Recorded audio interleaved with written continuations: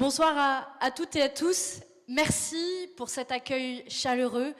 Merci d'être nombreuses et nombreux un jeudi soir à Angers. Il y a un journaliste, je ne vais pas citer son nom, qui nous demandait juste avant de monter sur scène, mais pourquoi vous organisez ce meeting? Je me doute que chacune et chacun d'entre vous ici dans cette salle pourra répondre avec ses propres mots.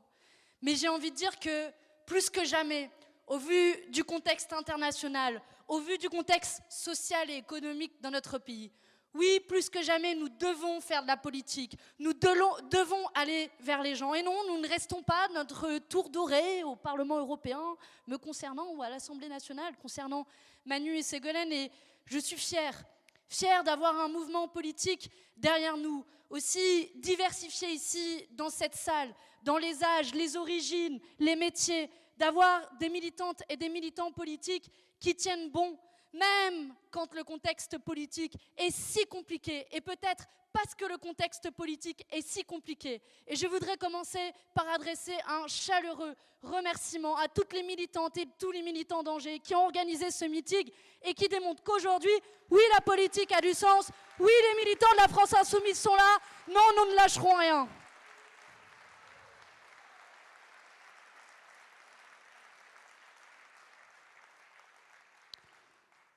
Ségolène, à juste titre, a commencé par nous dresser un portrait social de notre France assez inquiétant, il faut le dire. Et c'est vrai que si l'on devait regarder un peu quel était le bilan d'Emmanuel Macron, il y a bien des chiffres qui ont augmenté depuis qu'il est au pouvoir. Et dans ces chiffres, nous avons par exemple l'augmentation du nombre de personnes sous le seuil de pauvreté. Plus 500 000 personnes depuis qu'Emmanuel Macron est au pouvoir. À tel point qu'aujourd'hui, qu'avec plus de 9 millions de personnes sous le seuil de pauvreté et 14%, oui, nous atteignons un record. Atteignons un record de ce moment où des familles entières se demandent de quoi elles doivent se priver. Des parents, ça va être le repas pour eux, pour garantir le repas pour leurs enfants, les loisirs. Et Ségolène a eu raison de pointer la question des salaires. Et j'aime bien, pour ceux qui m'ont déjà vu en meeting, faire des meetings un peu participatifs. Donc, on a le fameux Bruno Le Maire qui demande, etc., et qui dit « Non mais rassurez-vous, l'inflation est en train de baisser ». Bon allez, je suis sympa, je vais prendre comme chiffre l'inflation générale, parce que vous avez bien compris que l'inflation des produits alimentaires, elle est de 21%, elle est beaucoup plus élevée. Mais si on prend ne serait-ce que le chiffre d'inflation générale, qui est de 4,9%. Je vais poser une question dans la salle, que vous soyez salarié ou retraités, donc ça ne marche pas pour les étudiantes et les étudiants, mais levez la main, tous ceux qui ont vu leur salaire augmenter ou leur pension de retraite de moins de 5% ou leur salaire ou leur retraite stagner. Levez la main si vous êtes concernés, moins de 5% d'augmentation. Tous ceux qui ne lèvent pas la main, c'est ceux qui ont gagné plus de 5% d'augmentation de salaire dans l'année. Eh bien voilà. Monsieur Macron, regardez cette salle à Angers. Ce sont les Françaises et les Français qui ont payé le prix de l'inflation. Les Françaises et les Français à qui vous devez augmenter les salaires. Les Françaises et les Français à qui vous devez bloquer les prix.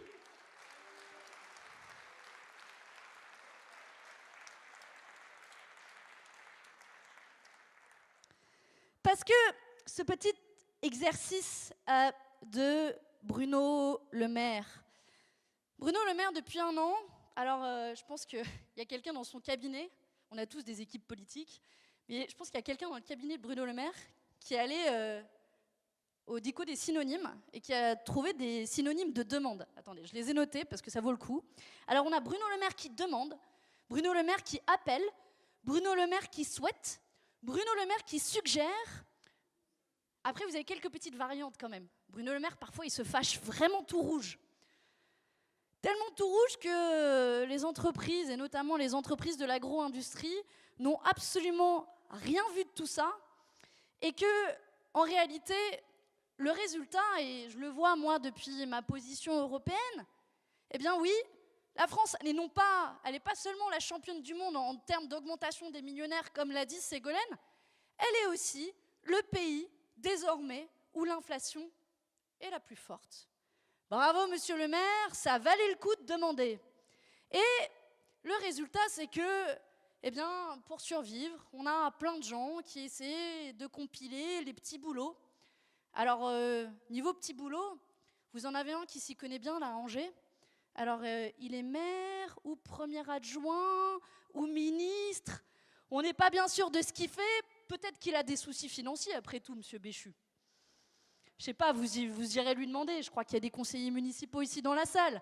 Vous pourrez lui poser la question. Monsieur Béchu, est-ce que vous avez des problèmes pour finir vos fins de mois? À tel point, après vous allez me dire, on comprend mieux pourquoi la lutte contre le changement climatique avance si doucement. Il faut dire qu'il est occupé, et comprenez-le, il a plein d'emplois, monsieur Béchu. Bref, j'arrête parce que je m'étais promis de ne pas trop parler monsieur Béchu, puis je vais revenir un peu sur lui après, parce qu'on va un peu parler écologie quand même. On se retrouve aujourd'hui dans une situation où Bruno Le Maire, il demande, etc. Et c'est tellement leur priorité de répondre à l'urgence sociale des gens qu'ils ont trouvé une nouvelle idée formidable. J'y arrive, mais d'abord je vais vous poser une autre question. Qui dans cette salle, qui touche des tickets resto, allez, dans les salariés, qui a des tickets resto? Levez la main dans la salle. Voilà, qui parmi ces gens-là, vous avez déjà fait vos courses avec des tickets resto, vous avez acheté des pâtes, du riz, des œufs. Ben voilà, c'est les mêmes gens qui lèvent la main, je m'en doutais.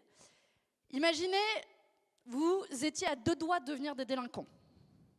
Parce que c'est ni plus ni moins que ce qu'a proposé le gouvernement, c'est que ceux qui touchent des tickets resto ne puissent plus faire leurs courses. Vous comprenez, acheter du tout fait, préemballé, en plus en général c'est de la nourriture transformée, ultra mauvaise pour la santé. Et il a fallu une volée de bois vert de la part des associations de lutte contre la pauvreté pour revenir sur cette mesure, et qui dit quelque chose de la légèreté avec laquelle ce gouvernement traite les questions de lutte contre la pauvreté, dit quelque chose de la déconnexion. Je reviens une nouvelle fois à M. Béchu, ne pensez pas que je suis obsédée par lui, mais j'imagine qu'il n'a pas souvent fait ses courses avec des tickets resto et dépendu de ces tickets resto pour pouvoir subvenir à ses besoins. Et je trouve ça assez symptomatique parce qu'ils avaient déjà fait un peu la même chose, ils avaient tenté de revenir sur les 14 000 places d'hébergement d'urgence. Et ce qui me frappe, c'est que Bruno Le Maire, qui demande, qui propose, qui se fâche tout rouge, en réalité, Bruno Le Maire, réguler, il sait faire. Réguler, il sait faire, puisque quand il a fallu faire des cadeaux fiscaux aux plus riches de notre pays, et notamment supprimer l'impôt de solidarité sur la fortune, alors là, Bruno Le Maire, il était le premier à venir réguler, le premier à venir légiférer, et le premier à venir faire un cadeau. Alors, monsieur le maire, réagissez aussi vite que ce que vous avez fait face aux plus riches de notre pays et dégainez, sortez le carnet de chèques, sortez la calculette pour tous ces gens qui sont aujourd'hui dans cette salle et en dehors et qui ont besoin de bloquer les prix de notre pays et augmenter les salaires à la hauteur de l'inflation.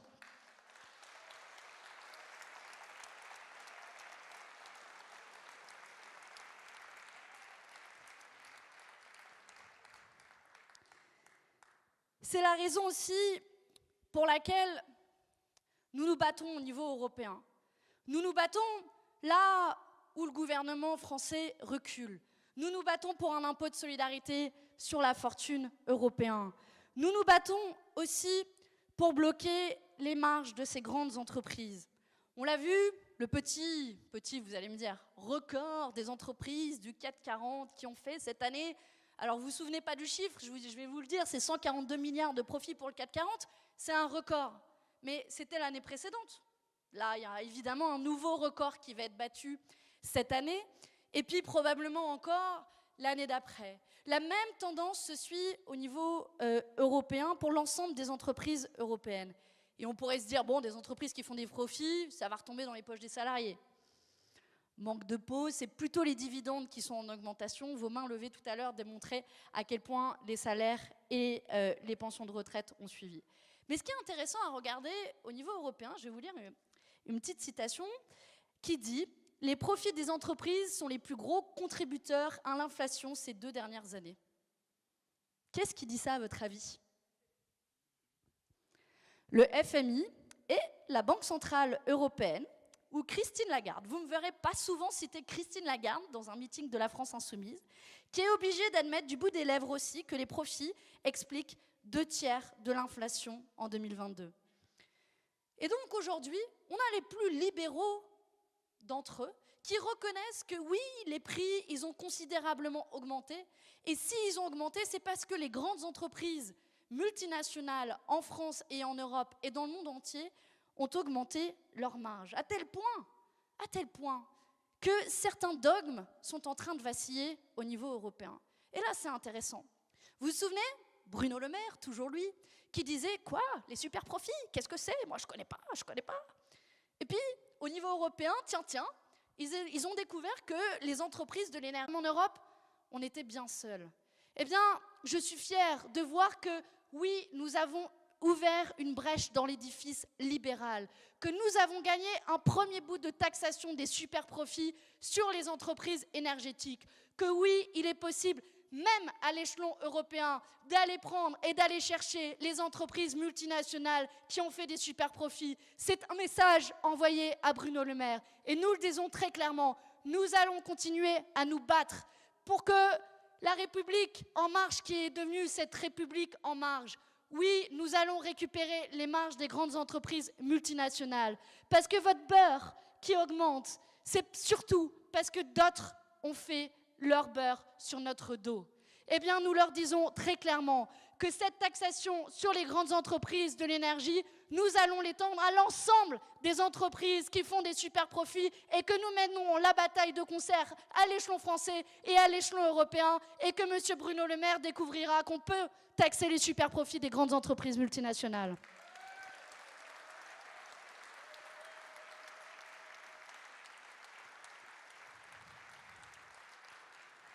D'ailleurs, ce qui est intéressant, parce qu'il y a certains des débats qu'on mène à l'échelon européen qui ne sont pas très visibles à l'échelon français. Et j'ai quelques journalistes qui m'appellent récemment et qui me disent « Oui, on fait des papiers sur ce que fait le Rassemblement national au niveau du Parlement européen. » Je leur dis « Tant mieux, ça fait 4 ans qu'ils ne sont pas là et vous vous réveillez maintenant pour écrire sur eux, mais dont acte, très bien. » Eh bien, quand on regarde un peu comment ils agissent au niveau européen, c'est assez intéressant de voir. Quand on vous dit que l'extrême droite n'a pas changé, l'extrême droite n'a pas changé, toujours aussi raciste et antisémite. Mais l'extrême droite est toujours aussi libérale d'un point de vue économique. Parce que, outre, je vous passe le fait qu'ils sont quasiment jamais là au Parlement européen, j'ai regardé, je crois que Jordan Bardella, il a déposé 28 amendements de mémoire depuis le début du mandat. Alors vous calculez, ça fait un peu moins d'un par semaine. Moi et les autres personnes de ma délégation, les autres élus de la délégation, on en est à peu près à 3500 amendements déposés depuis le début du mandat. Donc Jordan Bardella, on l'appelle un peu l'eurodéputé fantôme au Parlement européen. Mais outre le fait qu'ils ne sont pas beaucoup là, quand ils sont là, eh bien, ils viennent ajouter leur voix acquis aux macronistes et à la droite pour systématiquement s'opposer à la taxation des super-profits. Et oui, d'un point de vue économique, les macronistes et l'extrême droite sont les deux faces d'une même pièce qui se battent aujourd'hui pour ne pas partager les profits des grandes entreprises multinationales et protéger les intérêts des plus riches de notre pays, de notre continent. Et ça aussi, il faudra leur rappeler quand ils viennent décerner des brevets de respectabilité à l'extrême droite. Ils n'ont pas changé.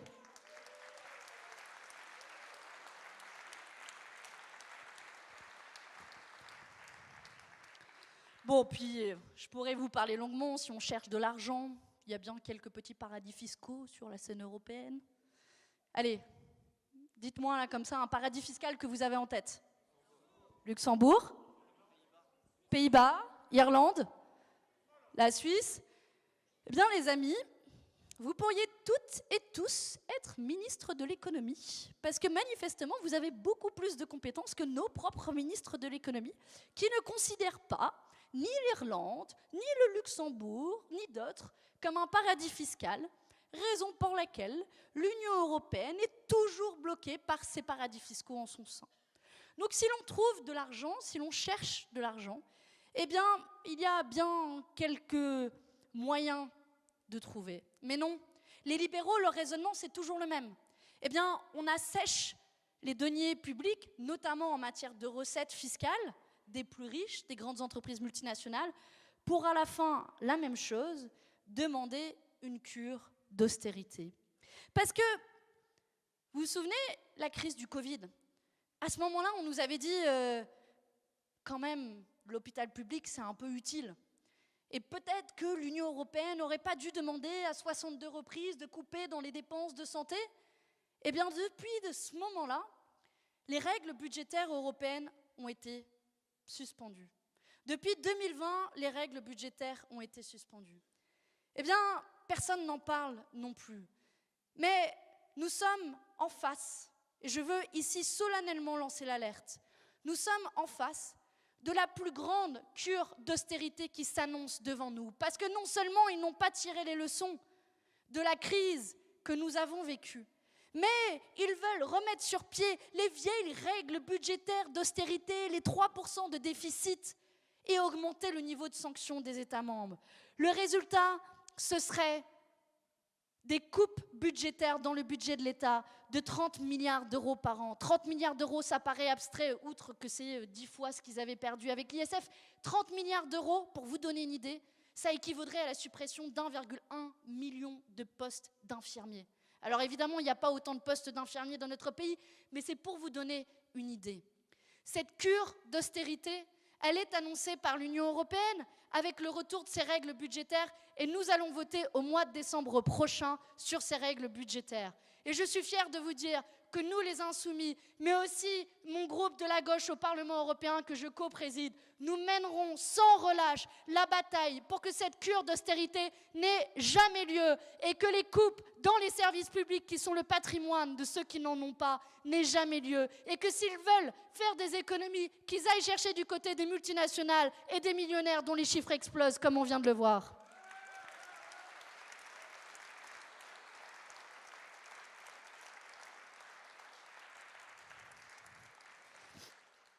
Alors, tous ces sujets-là ne sont pas des sujets nouveaux. Vous nous avez entendu plaider sans relâche sur ces questions. J'observe que la bataille culturelle avance. Fut un temps, nous étions, je ne sais pas, des bolcheviks, des communistes ou je ne sais quoi d'autre. On pense qu'on nous insulte en nous traitant de communistes. Mais c'est pas une insulte pour nous, vous l'avez compris. Mais on nous dit, voilà, tous ces sujets-là, vous savez très bien que c'est impossible. Taxation des super-profits, c'est entré dans le débat. Et il y a une brèche qui a été ouverte, comme je viens de vous le montrer. Suspension des règles d'austérité, oui, elles ont été suspendues. Et puis même Macron parle parfois de protectionnisme. On le voit que notre bataille culturelle avance. Elle avance au sein de la société, mais elle avance aussi au sein de notre famille politique. Et on nous dit, sur la base de tout ça, vous voyez, la NUPES, c'est fini. Mais tout ce que je viens de vous dire, je ne le sors pas de nulle part. Je le sors du programme de la NUPES qui a permis de faire élire 151 députés à l'Assemblée nationale l'an dernier. Je le sors de l'espoir qui est né il y a un an. Alors, j'entends que certains voudraient tourner le dos à cet espoir qui est né il y a un an. J'entends que certains, j'ai toujours pas compris avec quoi ils étaient en désaccord avec les 650 propositions qui nous ont permis d'avoir un discours clair, franc, rassembleur il y a un an.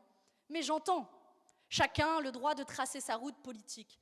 Mais je veux vous dire ici, avec beaucoup de conviction, que vous avez des élus qui vont continuer sans relâche à défendre ce programme de la NUPES, à l'échelon français comme à l'échelon européen. Et c'est bien ce que nous allons porter dans les prochains mois, dans les prochaines élections, que l'espoir qui est né il y a un an, il n'est pas mort. Il n'est pas mort. Longue vie au programme de la NUPES, longue vie à cette alternative politique que nous avons construite et risque à ceux aujourd'hui qui quittent le navire.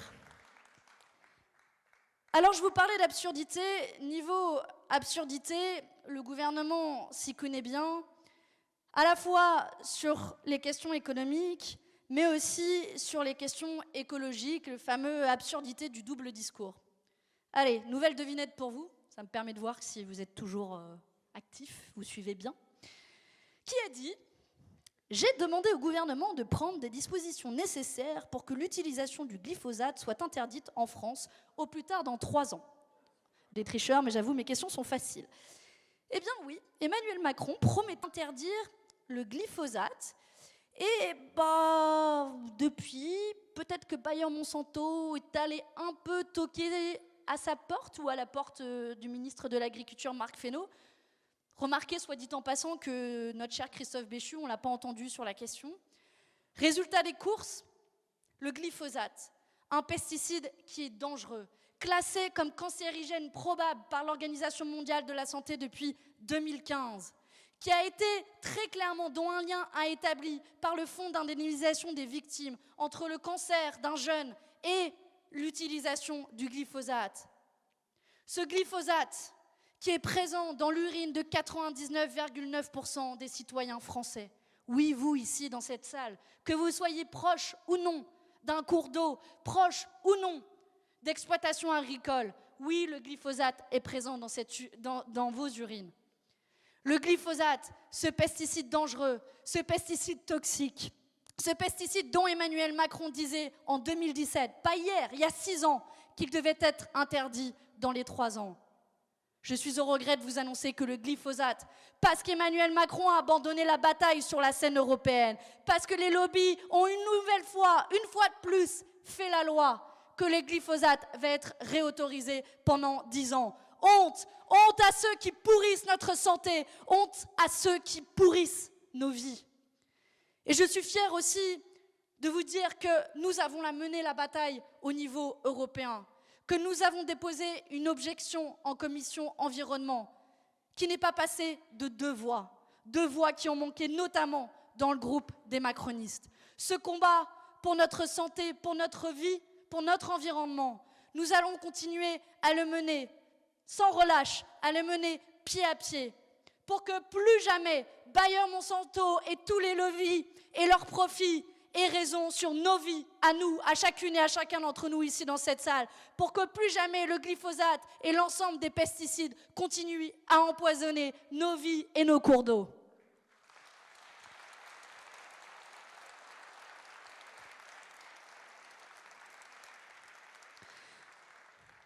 Bon, je dis un dernier mot sur ces questions écolo, mais c'est la même absurdité qu'ils ont sur les questions de libre-échange.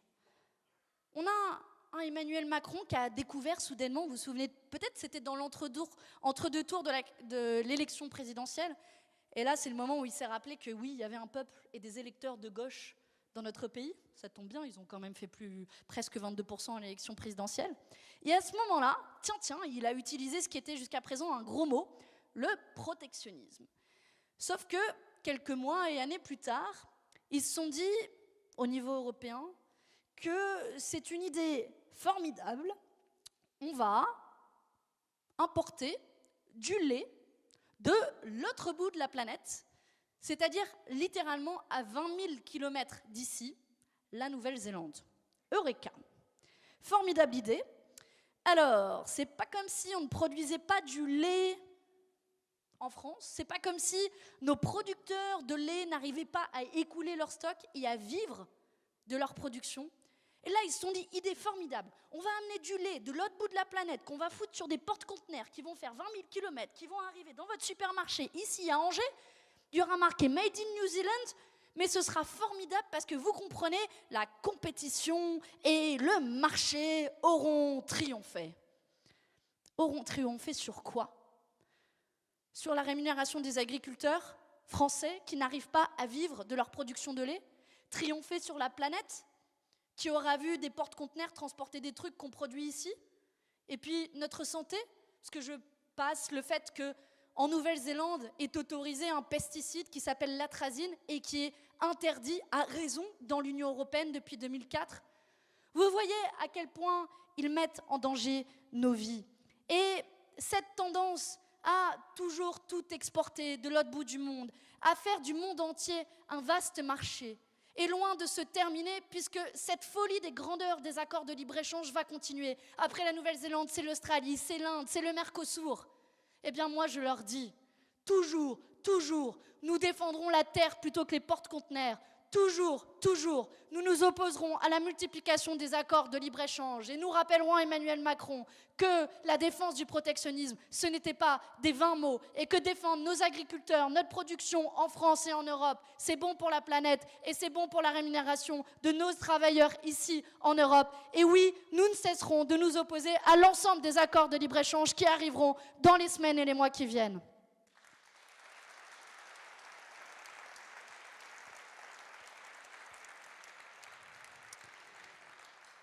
Et évidemment, c'était un peu, ouais, ce meeting, on aurait pu l'appeler, on aurait pu mettre sur l'affiche le tour des absurdités des macronistes, parce que j'ai évidemment une dernière absurdité à vous soumettre, et je crois que je ne pouvais pas terminer ma prise de parole sans parler évidemment de la situation internationale. Et en matière d'absurdité, bon, Manu reviendra plus sur le positionnement franco-français, mais l'Union européenne, là aussi, n'est pas sans reste. Il y a une petite course de vitesse entre Yael Braun-Pivet, Roberta Metsola, qui est la présidente du Parlement européen, et Ursula von der Leyen, qui est la présidente de la Commission européenne. Alors dans cette course de vitesse, c'est Roberta Metsola et Ursula von der Leyen qui ont gagné, parce que c'est les premières à être allées en Israël pour afficher en tri un soutien inconditionnel à une armée qui commet des crimes de guerre. Et cette absurdité-là, on l'a eue au début de la réplique de la part d'Israël, mais on l'a eue à tous les niveaux de l'Union européenne, présidente de la Commission européenne, puis après il y a un autre commissaire qui a eu une idée brillante, un Hongrois, et qui s'est dit « Tiens, si on coupait l'ensemble de l'aide humanitaire pour la Palestine ?» Idée brillante, vous avez 2,5 millions de personnes qui sont sous le siège, privées d'eau, de nourriture, d'électricité, et on va leur dire, oui, bien sûr, privons-les encore plus du peu d'aide qu'ils peuvent avoir. Alors, Benjamin Netanyahou a fait encore mieux. Il a bloqué les camions humanitaires, dont le nombre aujourd'hui qui entre dans la bande de Gaza est très, très, très loin de répondre aux besoins humanitaires dans la région. Et ensuite, ils ont continué cette petite course à l'absurdité. Et ils ont inventé un truc au niveau européen. Alors, ils sont très forts pour inventer des trucs. Ils ont inventé un nouveau concept, qui est le concept de la pause humanitaire. Alors, ils ont eu un long débat pour savoir si c'était pause humanitaire au singulier ou au pluriel.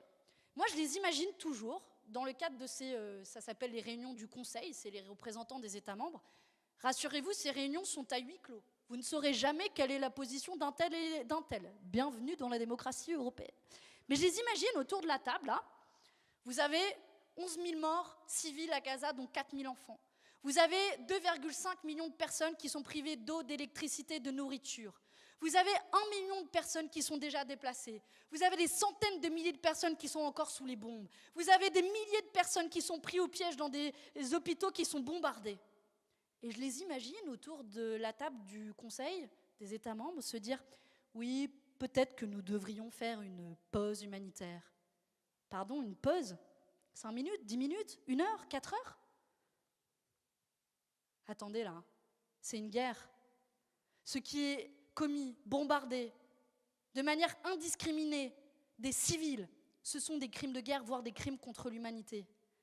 L'irresponsabilité de ces dirigeants politiques.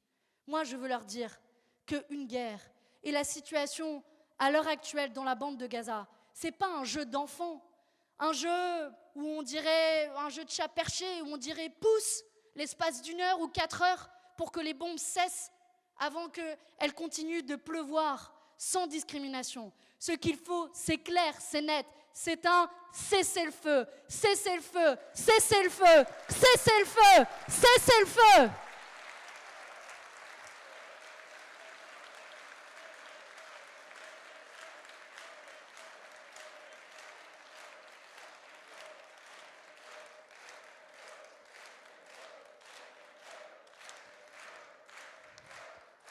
Et les amis, je reviens, je vous le disais, de Bruxelles aujourd'hui, où j'étais ce matin en conférence des présidents de groupe.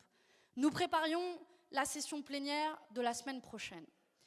Et vous vous souvenez ce moment où nous appelions au cessez-le-feu il y a quelques semaines. Il y a quelques semaines, déjà, nous disions qu'il faut que les bombes se taisent, qu'il faut qu'elles arrêtent de pleuvoir. Et il y a quelques semaines, nous étions, c'est vrai, je dois le reconnaître, bien isolés. Bien isolés sur la scène française, bien isolés sur la scène européenne. Et quand j'ai déposé pour la première fois un amendement pour un cessez-le-feu au Parlement européen, force est de reconnaître qu'il a réuni 88 voix positives et 419 contre au Parlement européen. On nous avait dit, vous les insoumis, vous êtes isolés, vous les insoumis, des groupes terroristes ou je ne sais quoi d'autre, de folie, de positions de folie qu'on nous a prêtées. alors que nous avons condamné dès la première seconde l'ensemble des crimes de guerre qui sont commis. Oui, la singularité des Insoumis, c'est de dire que chaque vie compte, une vie israélienne comme une vie palestinienne. Et tous ceux qui commettent aujourd'hui des crimes de guerre en Israël et en Palestine, oui, devront rendre des comptes devant la Cour pénale internationale, raison pour laquelle, avec mes camarades de Podemos, nous avons saisi la Cour pénale internationale pour qu'elle enquête et condamne ceux qui commettent aujourd'hui des crimes de guerre.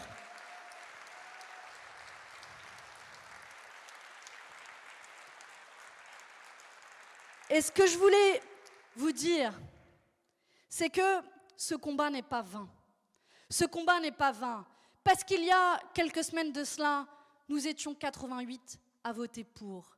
Eh bien, ce matin, en conférence des présidents, à ma demande, nous avons réussi à obtenir pour la semaine prochaine, pour la première fois, un débat au Parlement européen qui parle du cessez-le-feu. Pour la première fois, le Parlement européen va retrouver la voie de la paix. Oui, cette bataille valait le coup d'être menée. Oui, la voie du cessez-le-feu est l'unique chemin qui peut nous amener à la paix en Palestine. Et oui, nous pouvons mener la bataille, parfois de manière minoritaire, mais à la fin, nous devons être majoritaires. Ce combat que nous toutes et nous tous ici, nous avons mené dans cette salle, a été utile jusqu'au Parlement européen. Et aujourd'hui, honte à ceux qui continuent encore à s'opposer à le seul chemin qui est possible. Et je suis fière de vous dire que pour la première fois, grâce au combat des Insoumis, oui, la voix du cessez-le-feu va se faire entendre au Parlement européen et doit se faire entendre jusqu'à Benjamin Netanyahou en Israël.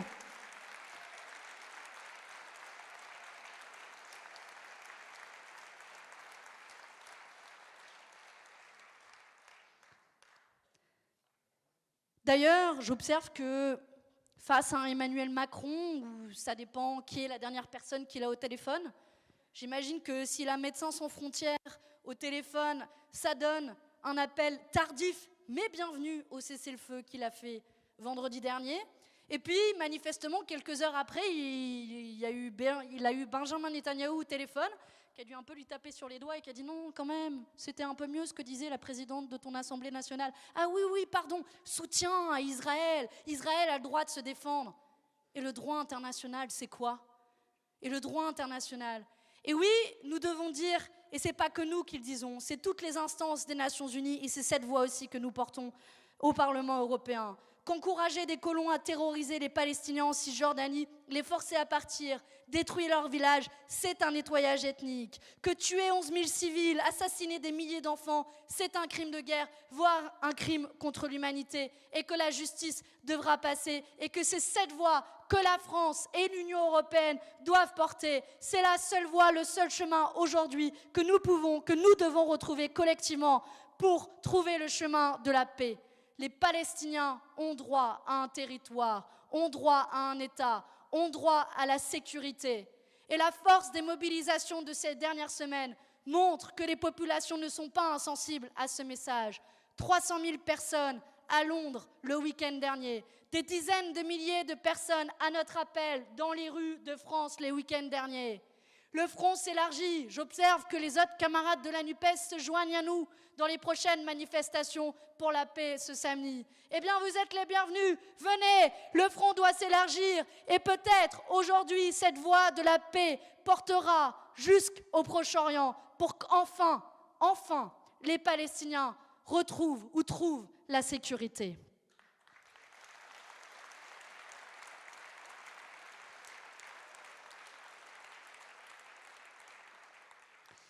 Et je vois bien que certains tentent de faire un amalgame, d'importer le conflit israélo-palestinien sur notre sol aujourd'hui en France. Eh bien, nous ne tomberons pas dans ce piège.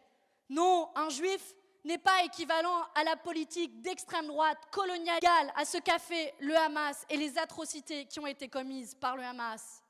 Non, nous ne tomberons pas dans ce piège et nous serons les garants de l'unité de notre pays. Quoi d'autre en ces temps? Mais nous n'accepterons pas de révolte à géométrie variable. De la même manière au Parlement européen, où nous n'acceptons pas que toutes les semaines, nous ayons parlé depuis un an, à raison, de la situation des civils en Ukraine et que nous refusions de le faire en Palestine.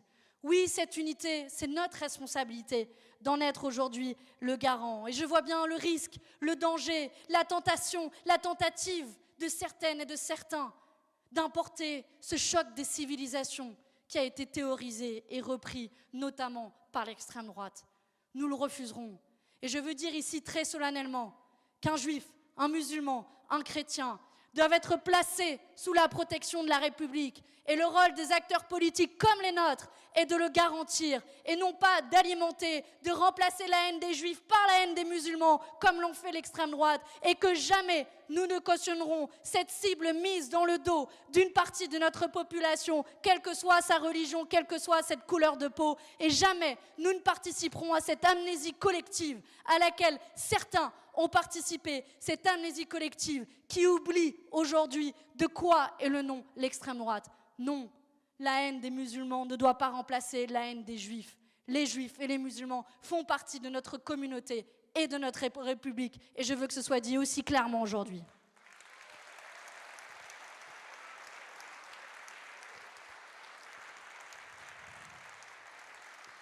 Alors amis, camarades, aujourd'hui, on a ce chemin difficile à tracer. Jaurès disait lui-même que l'affirmation de la paix est le plus grand des combats. C'est ce combat que nous menons aujourd'hui. C'est ce combat qu'il faudra mener parfois dans l'adversité, mais avec beaucoup de volonté et de détermination. Et je voulais vous laisser avec les mots de quelqu'un qui, lui, a montré le chemin pour éviter de tomber dans les divisions de notre pays. Cette personne, c'est Martin Luther King, qui a fait un formidable discours quand il a été nommé prix Nobel en 1964 et qui, je trouve, font écho aujourd'hui à la situation dans notre pays. Il disait « Je refuse d'admettre que l'humanité ne soit qu'une épave ballottée par l'océan de la vie. Je refuse d'admettre que l'humanité soit si tragiquement vouée à la nuit privée d'étoiles, du racisme et de la guerre, que l'aube brillante de la paix et de la fraternité ne puisse jamais poindre. Je crois que même au milieu du fracas, des mortiers et du sifflement des balles, il y a une place pour l'espoir de lendemain plus lumineux. Que cet espoir rayonne, que cet espoir jaillisse ici depuis Angers et partout dans notre pays pour continuer à mener le combat. Merci beaucoup.